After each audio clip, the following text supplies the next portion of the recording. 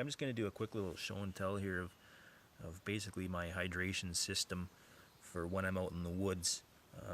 The stuff that I carry is really just strictly for on the move in the woods, and it's pretty much specifically for the area that I live in where there's plenty of water. Restocking my supply, replenishing my supply is really not a problem. And a lot of times the water that's around here, I can drink it as is. Other times it needs to be purified, but I have a couple of ways of taking care of that here. And the reason that I'm doing this video today, I'll just show you this first item, and that'll explain why I'm doing this. It's kind of an update to my EDC pocket wilderness check video that I did. And this is what I came up with to fix the hydration problem if I get separated from my backpack. This is a Frontier water filter, just a basic version of it. The thing is, it weighs next to nothing, and it's small enough that I can slip this into one of my cargo pockets, and eventually I plan on rigging up some kind of a system to attach this to the sheath of my Trailmaster. But all you do, put the straw on, and it's got a little charcoal filter that goes right into your water source, and you drink. I know a lot of guys carry the Frontier Pro because it has attachments for bottles, and I think that's a pretty cool setup. But for what I'm looking for here, which is something that I will actually carry, I think this is a pretty good solution for me. So that's solved. And the next thing that I have, of course, is the stainless steel water bottle. Boiling is by far my favorite way to purify water, because having a fire is so much fun, and it doesn't leave any tastes or anything. So this is the combination of my water carrying container and the boiling container. I carry two stainless steel water bottles. These are both half-liter ones, and that's all the water that I carry with me when I'm out in the woods, unless it's very hot and I'm on the move, in which case my favorite carrying container is a 2-liter pop bottle. I can use that kayaking as well all the time, but when I'm out and about out here, this is it. And I haven't had a problem, haven't found that I've needed more water than that either. Okay, next thing I'm going to show you might be a little hard for some people to obtain, but this is a 1-ounce bottle with iodine crystals inside. There's also water in there that's filled it up, but what you do with this, if you haven't heard of this one, is you fill this 1-ounce bottle with water, and you leave it in there for a few minutes, and it creates an iodine solution, and this 1 ounce goes into 1 liter of water. So I can purify both my stainless steel containers with just one filling of this, using half in each bottle, and there's no worry of over potent iodine solution. The water only absorbs as much as it can hold, and then it stops. So the crystals in here, as long as if you keep the container sealed, will last long enough to purify 5,000 liters of water, which is pretty amazing for a tiny little thing like that.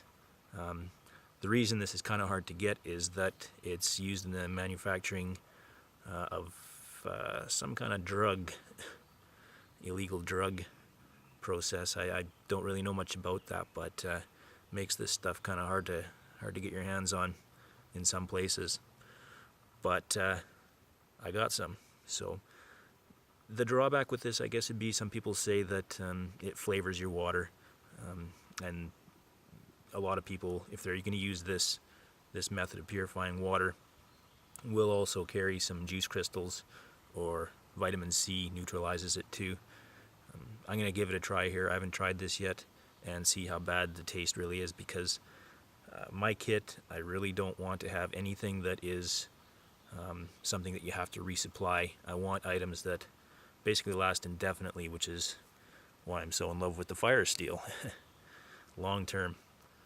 Another drawback, I guess, with this could be that it might be a little fragile, so I'll have to keep that in the backpack instead of on my person, padded and sealed up inside of a Ziploc bag so that if it breaks I won't lose the crystals.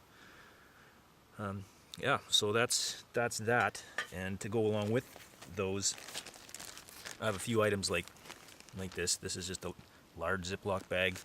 I've drawn some lines on that are 1 liter gradations, so I could fit 3 liters of water in this and carry it if I needed to.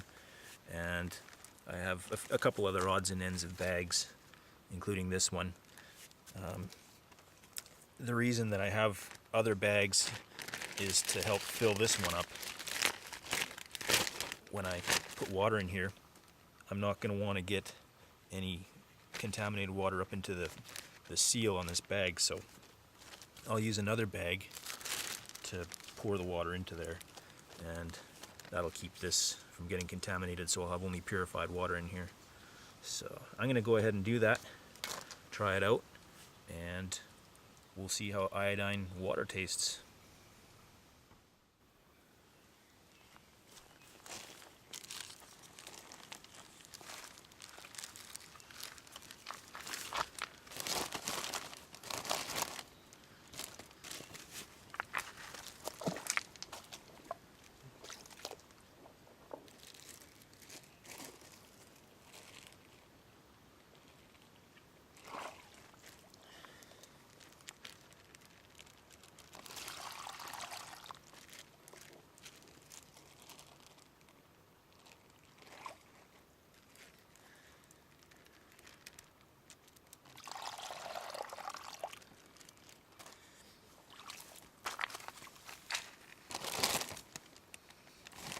Right.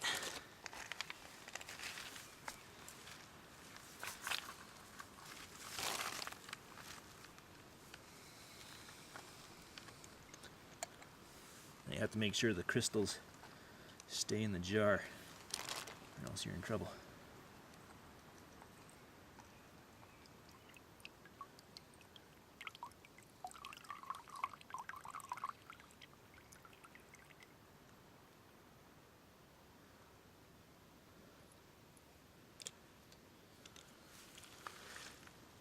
Alright, seal that up, leave it sit. And we're laughing, it took on a bit of a pink tinge. Probably can't see that, but... And we'll leave it sit.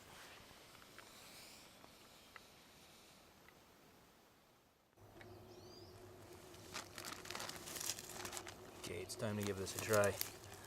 It's actually been longer than a half hour. It's been a little over an hour. Almost out of the woods and back to the noisy people. It's no good. But anyways, let's give this a try and see how bad it is.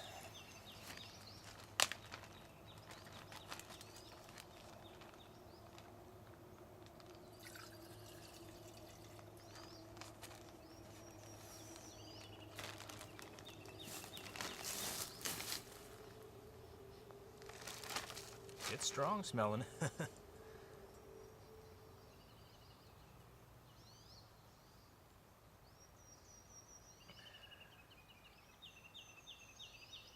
Actually, the smell dissipated pretty quick. I still smell iodine, but it doesn't really taste like anything.